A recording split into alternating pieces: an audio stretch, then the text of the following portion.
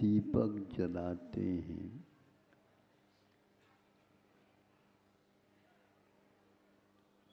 दीपक से हमें आलोक प्राप्त होता है।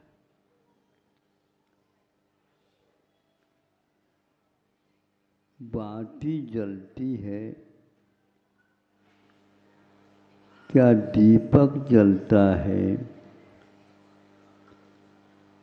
कौन जलता है, इसके बारे में थोड़ा सोचना है।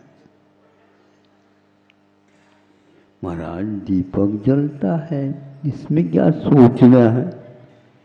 सामने सामने दिख रहा है। हाँ, दिसतय तस नसतय।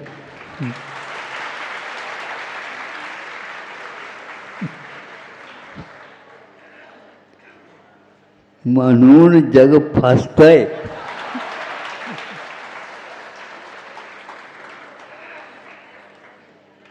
पुढे का सांगा बरं? जैसा दिखता है वैसा नहीं रहता है, और इसलिए संसार सारा का सारा जो दिख रहा है उसमें रम रहा है। इसमें से कुछ छान करके, खोला खोदी करके कुछ पा ले, ऐसा होता है ही नहीं। अब क्या करें? क्या जल कौन रहा है? बाती जलती है, किंतु एक दिन में जल करके समाप्त नहीं होती। तेल जलता है तो वह 1 घंटे में समाप्त हो जाता है।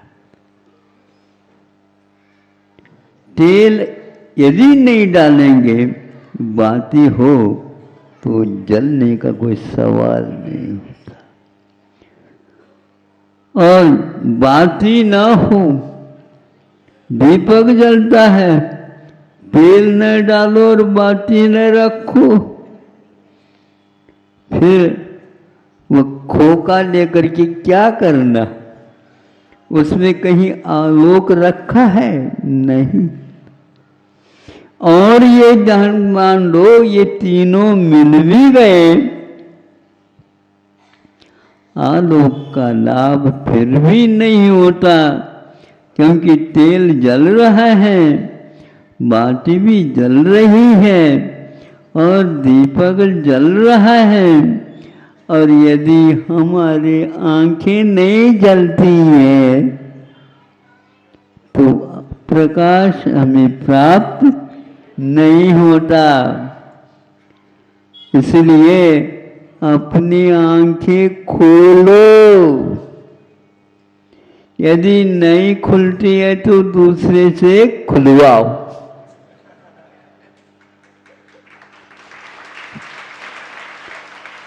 ज्ञानांजन शलाकया, ज्ञान रूपी अंजन शलाका के माध्यम से गुरुदेव हमारी आंखें जो बंद है उसको खोलते हैं।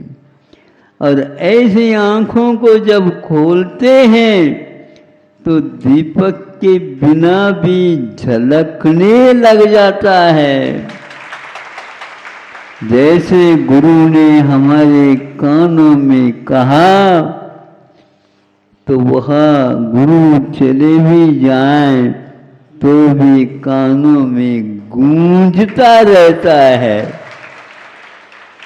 यही हमारे संपदा है। कहाँ चले गए गुरु, कहाँ चले गए परम गुरु, कहाँ चले गए तीर्थंकर? अपने अपने कर्तव्य करके वे पार हो गए। हम जो इस पार खड़े हैं, अब हम क्या करें? वो उस पार पे हैं और हम इस पार में हैं। बीच में धार है, कैसे पार हो, पार करना होगा। उस पार में जो खड़े हैं उनको आप याद करो, अपने आप ही धार से पार हो जाओगे। इस धार को पार करने के लिए उन्होंने दो आंखें हम लोगों की खोली है। उनके आंखों को वो खोल करके अपने प्रकाश पा गए। उनका प्रकाश हमारे काम में नहीं आएगा, हमारी आंखें खुलेगी। इसलिए काव्य ख्यातिकारों ने, कन्नड़ की ख्याति याद आ रही है, काव्य ख्याति मुक्कन्न, मुक्कन्न ಮೂರು ಕಣ್ಣುಗಳು ಯಾರ ಇದ್ದಿರುತ್ತವೆ ಅವರಿಗೆ ಮುಕ್ಕಣ್ಣು ಅನ್ನುತ್ತಾರೆ.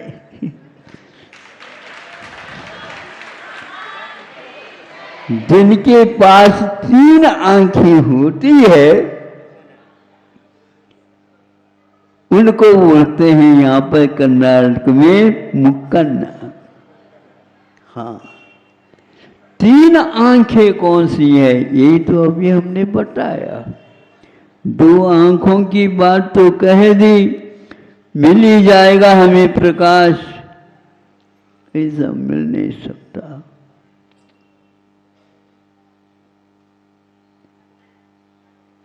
काश अवकाश आकाश न देता, हम कहाँ होते। काश आकाश अवकाश न देता, यदि ऐसा न होता तो यहाँ पर हम कहाँ रहते। इसलिए महत आकाश कहा गया। आकाश को महान अनंत प्रदेश वाला माना है।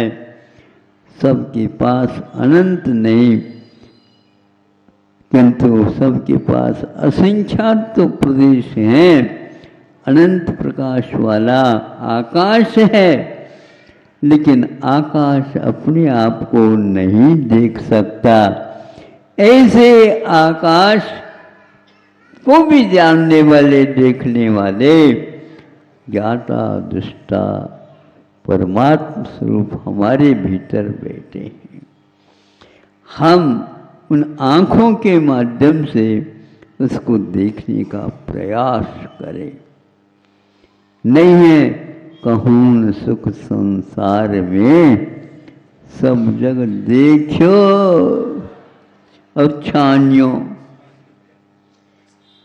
गुजरात अपने राजस्थान में छानियो, छान लिया, कहूँ न सुख संसार। ये आलोक क्या है, यह भी हम लोगों के प्रकाश में व्यवहार से कारण निमित्त है। किंतु सारे निमित्त एकत्रित होने के उपरांत भी हमारे पास देखने की जो क्षमता है, रात में भी देख सकता है। आप बैठे बैठे अपने आँखों को बंद कर लो, कोई बात नहीं, फिर भी आप है क्या नहीं पूछना चाहते हैं कि सपीछा से हम बैठे हैं ये दिख रहा। यदि मान लो पैरों में झुनझुनी आ गई, ये मालूम नहीं पड़ता कि हम बैठेंगे क्या है। फिर इसके उपरांत नाक में से कोई गंध नहीं आ रही है, कानों से कुछ सुनने में नहीं मिल रहा है। अब रहा कौन सा, जुआ भी गायब हो गई। हाँ, अब कुछ भी नहीं हो गया, कुछ भी नहीं रहा। फिर भी हमारे पास संवेदन का जो स्वाद आता है वह तो आता है, तो दिन में नहीं वह रात में भी आता है। प्रकाश सूर्य के माध्यम से हमें मिलता है दिन में, रात में नहीं मिलता, तो 12 घंटे कैसे गुजारे? तो सतत प्रकाशत्व जो हमने सुना उसके माध्यम से हमें प्रकाश मिलता रहता है और सब कुछ हम दिनों के समान ही महसूस करते हैं। दूर के जो रखी हुई वस्तु है हमारे पास दिख रही होती है, आंखें बंद करने के उपरांत भी जैसे सीता सोचती है राम यहीं पर हैं, क्योंकि मुद्रा के माध्यम से वह पहचान कर लेती है उसमें राम है। और इधर से सीता के पास से मुद्रा पहुंच जाती है हनुमान की कृपा से, तो राम भी वहाँ पर संतुष्ट हो जाते हैं, आंखें बंद करके कम से कम सीता जीवित तो है, किंतु जीवित रह गई है आस्था के बल पर और भीतरी प्रकाश के बल पर। आंखें एक प्रकार से नहीं है तो जगत शून्य होता है, किंतु भीतर के प्रकाश यदि है तो वह कभी भी शून्य नहीं होता और कहता है मेरे पास सब कुछ है। वह ज्ञान स्वभाव आत्मा हमारे पास है और गुरु की कृपा से उसकी आंखें खुल गई है। अब चिंता मत करो, फिर भी महाराज चिंता तो छूटती नहीं है। नहीं, चिंता तो छूटती है चिंतन का यदि आप सहारा लेते हैं तो। आपका चिंतन दिया हुआ गुरु के माध्यम से वह दीपक की भांति प्रकाश करता रहता है। इसलिए संतों ने कहा कुछ ही भव में तुम यहाँ से वहाँ उस पार तक पहुँच सकते हो जिस पार में अब भगवान भाग नहीं सकते, वहाँ से जान रखो। हम तो फिर भी भाग सकते और भाग करके उनको आप जा करके मिल सकते हो। फिर यह मिलन कभी भी बिछुड़न के रूप में नहीं होगा और हम वो कभी भी आपको नीचे नहीं बैठने देंगे, नहीं समझे? क्योंकि उनके पास काश वह अवकाश न मिलता, आकाश नहीं देता। तो ऐसे भगवान थोड़े हमारे नहीं, हमारे पहले आया हूँ मैं, हमने खरीदा, तुम यहाँ पर नहीं बैठ सकते, बैठ जाओ, एक में खो जाओ।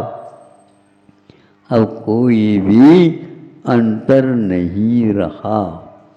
ऐसा यदि आप चिंतन करते हैं बल मिलता है, संबल मिलता है, और क्या कहें, फिर सर्वस्व सब कुछ मिल जाता है।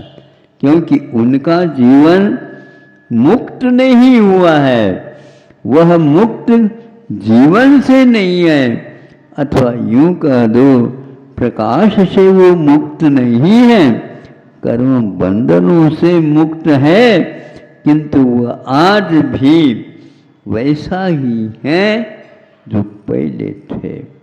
त्रिकाल में वह प्रकाश उनका कभी छूट नहीं सकता।